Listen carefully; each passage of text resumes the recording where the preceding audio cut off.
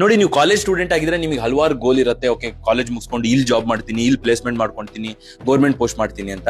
But ನೀವು ತಿಳ್ಕೊಬೇಕಾಗಿರೋದು ಏನು ಅಂದ್ರೆ, ನಿಮಗೆ ಬೇಕಾಗಿರೋ ಜಾಬ್ ಸಿಕ್ಕಿದ್ಮೇಲೆ ನಿಮಗೆ ಫೈನಾನ್ಷಿಯಲ್ ಫ್ರೀಡಮ್ ಸಿಗುತ್ತೋ ಇಲ್ವೋ ಅಂತ. ನೀವೇನು ವರ್ಕ್ ಮಾಡ್ತಿದ್ದೀರಾ ಅಲ್ಲಿ ನಿಮಗೆ ಎಂಜಾಯ್ಮೆಂಟ್ ಸಿಗುತ್ತೋ ಇಲ್ವೋ ಅಂತ.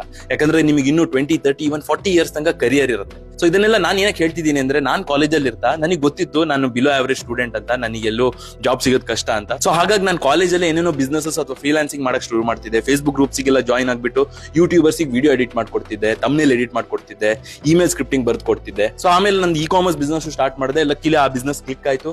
ಆಮೇಲೆ ಹಾಗೆ ನಂದು ಕಾಂಟೆಂಟ್ ಕ್ರಿಯೇಷನ್ ಜರ್ನಿನೂ ಸ್ಟಾರ್ಟ್ ಮಾಡಿದೆ 2019 ಅಲ್ಲಿ. ಅರೌಂಡ್ 53,000 ಸಬ್ಸ್ಕ್ರೈಬರ್ಸ್ ಇದ್ದಾರೆ ಇವಾಗ.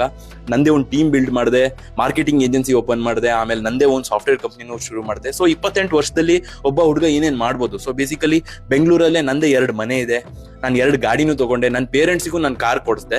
ಸೊ ಇದನ್ನೆಲ್ಲ ನಾನು ದೊಡ್ಡ ಅಚೀವ್ಮೆಂಟ್ ಮಾಡಿದೆ ಅಂತ ಹೇಳ್ತಿಲ್ಲ. ಬಟ್ ನನ್ನ ಕಾಲೇಜಲ್ಲಿ ನನ್ನ ಕಾಲೇಜ್ ಮೇಟ್ಸ್ ಏನಿದ್ರು ಅವ್ರು ಸಿಕ್ಕಾಪಟ್ಟೆ ಕಷ್ಟಪಡ್ತಿದ್ರು ರ್ಯಾಂಕ್ ತೆಗಿಯಕ್ಕೆ ಅಥವಾ ಅಲ್ಲಿ ಪ್ಲೇಸ್ಮೆಂಟ್ ಆಗಬೇಕು, ಈ ಜಾಬ್ ಮಾಡಬೇಕು ಅಂತ. ಇನ್ ಕೆಲವರು ಸುಮಾರು ಅವ್ರು ಟೈಮ್ ವೇಸ್ಟ್ ಮಾಡಿದ್ರು ಗೌರ್ಮೆಂಟ್ UPSC ಎಕ್ಸಾಮ್ ಅದು ಇದು ಅಂತ. ಆಮೇಲೆ ಹಾಗೆ ಕೆಲವರಿಗೆ ಬೇಕಾಗಿರೋ ಜಾಬ್ ಸಿಕ್ತು, ಬಟ್ ಫೈನಾನ್ಷಿಯಲ್ ಫ್ರೀಡಮ್ ಸಿಕ್ಕಿಲ್ಲ. ಸೊ ಹಾಗಾಗಿ ನೀವು ಕಾಲೇಜಲ್ಲಿ ಇದ್ದೀರಾ ಅಂದ್ರೆ ಸೊ ಖಾಲಿ ಜಾಬ್ ಒಂದೇ ಗೋಲ್ ಅಂತ ಇಟ್ಕೊಂಬೇಡಿ. ಸೊ ನಿಮಗೆ ಏನೇನು ಇಂಟ್ರೆಸ್ಟ್ ಇದೆ, ನಿಮಗೆ ಕಾಂಟೆಂಟ್ ಕ್ರಿಯೇಷನ್ ಮಾಡ್ಬೇಕಾ ಅಥವಾ ಇ-ಕಾಮರ್ಸ್ ಬಿಸ್ನೆಸ್ ಮಾಡ್ಬೇಕಾ ಅಥವಾ ಬಾಡಿ ಬಿಲ್ಡಿಂಗ್ ಮಾಡ್ಬೇಕಾ, ಅದನ್ನೆಲ್ಲ ಇವಾಗಲೇ ಶುರು ಮಾಡ್ಬಿಡಿ.